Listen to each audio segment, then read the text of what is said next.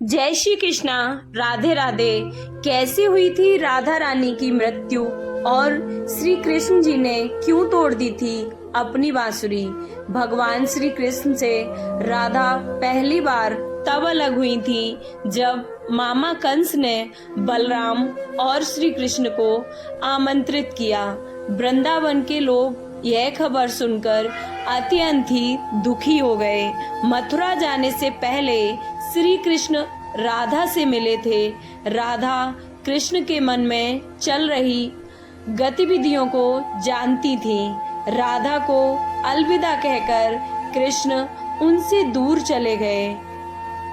श्री कृष्ण राधा से ये वादा करके गए थे कि वो वापस आएंगे, लेकिन कृष्ण राधा के पास वापस नहीं आए।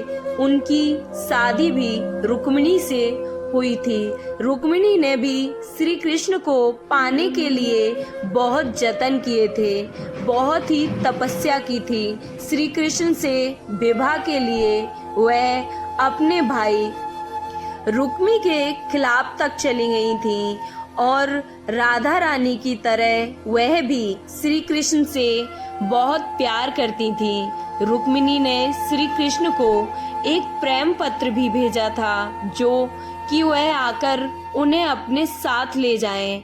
इसके बाद ही श्री कृष्ण रुक्मिणी के पास गए और उनसे शादी कर ली। श्री कृष्ण के वृंदावन छोड़ने के बाद ही राधा का बर्डन बहुत कम हो गया। राधा और श्री कृष्ण जब आखिरी बार मिले तो राधा रानी ने श्री कृष्ण से कहा कि भले ही वो उनसे दूर जा रहे हैं, लेकिन मन से श्री कृष्ण हमेशा उनके साथ ही रहेंगे। इसके बाद श्री कृष्ण मथुरा गए और कंस और बाकी सब राक्षसों को मारने का अपना काम उन्होंने पूरा किया। इसके बाद प्रजा की रक्षा के लिए श्री कृष्ण द्वारिका चले गए और द्वारिकाधीश के नाम से वहां पर वो लोकप्रिय हुए। जब श्री कृष्ण वृंदावन से निकल गए तब राधा रानी की जिंदगी ने एक अलग ही मोड़ ले लिया था। राधा की शादी एक यादव से हो गई।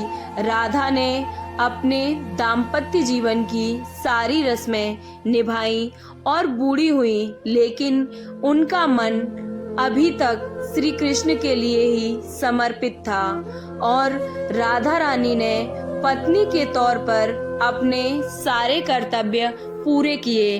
दूसरी तरफ श्री कृष्ण ने अपने देवीय कर्तव्य निभाए और सारे कर्तव्यों से मुक्त होने के बाद राधा रानी आखिरी बार अपने प्रियतम श्री कृष्ण से मिलने गई। जब वह द्वारिका पहुंची तो उन्होंने श्री कृष्ण की रुक्मिणी और सत्यभामा से विवाह के बारे में सुना, लेकिन वह दुखी नहीं हुई। जब श्री कृष्ण ने राधा को देखा तो वह बहुत ही प्रसन्न हुए।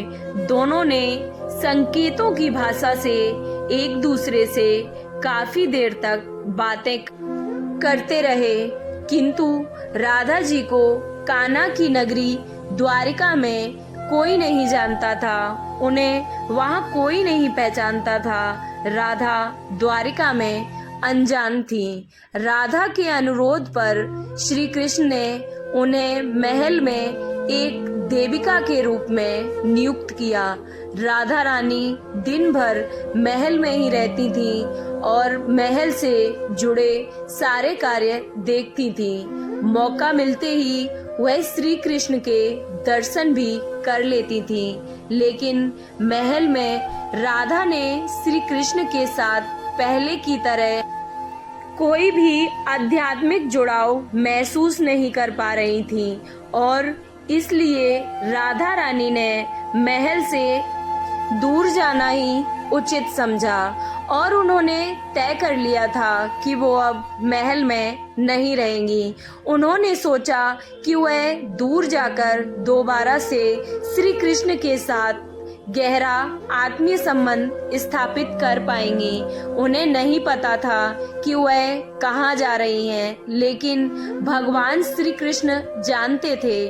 धीरे धीरे समय बीता और राधा रानी बिल्कुल अकेली और कमजोर हो गईं। उस वक्त उन्हें भगवान श्री कृष्ण की अत्यंत ही आवश्यकता पड़ी। आखिरी समय में भगवान श्री कृष्ण उनके सामने आ गए। श्री कृष्ण ने राधा से कहा कि वह उनसे कुछ मांगे, लेकिन श्री राधा रानी ने श्री कृष्ण को मना कर दिया। कृष्ण ने दोबारा राधा से अनुरोध किया, पर राधा ने कहा कि वह आखिरी बार उन्हें बांसुरी बजाते हुए देखना चाहती हैं। और राधा रानी की यह अंतिम इच्छा सुनकर श्री कृष्ण ने बांसुरी ली और बेहद ही सुरीली धुन में बजाने लगे। श्री कृष्ण ने दिन रात राधा के लिए बांसुरी बजाई। जब तक राधा रानी आध्यात्मिक रूप से कृष्ण में विलीन नहीं हो गई, तब तक बांसुरी की धुन यूं ही वह सुनती रही। सुनते सुनते राधा ने अपने शरीर का त्याग कर दिया। हालांकि भगवान श्री कृष्ण जानते थे कि उनका प्रेम अमर है, लेकिन इसके बावजूद भी वे राधा की मृत्यु को बर्दाश्त नहीं कर सके और श्री कृष्ण ने प्रेम के प्रतीकात्मक अंत के रूप में बांसुरी को तोड़कर झाड़ी में फेंक दिया था। उसके बाद में श्री कृष्ण ने जीवन भर बांसुरी या कोई भी वाद्य यंत्र नहीं बजाने का निर्णय लिया।